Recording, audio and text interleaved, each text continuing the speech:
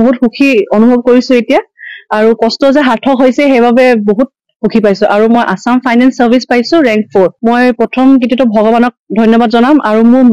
মা মানে মোৰ সাৰ দৰে আছিল মোৰ এই গোটেই প্ৰচেষ্টাটোত এই যাত্ৰাটোত মোৰ কষ্ট দেখিছে মায়ে মোৰ সমনীয়া দেখিছে মায়ে মই এতিয়া সাফল্য মই মাহঁতক দিব পাই বহুত গৌৰৱান্বিত মই যে এইটো ক'ব বিচাৰিম নৱপ্ৰজন্মক কি চেষ্টাৰ অসাধ্য একো নাই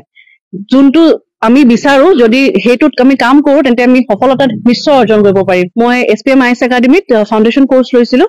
আৰু মই এছপিএম আইএছ একাডেমিৰ মোৰ গুৰু চিন্ময় বৰদলৈ ছাৰ সত্যজিৎ কুমাৰ ছাৰ আৰু মৃদুল মিশ্ৰা ছাৰকো মই ধন্যবাদ দিব বিচাৰিম মোৰ এই যাত্ৰাটোত তেওঁলোকে মোক বহুত উৎসাহ দিছিল উদ্দীপনা দিছিল অনুপ্ৰেৰণা যোগাইছিল তেওঁলোকক মই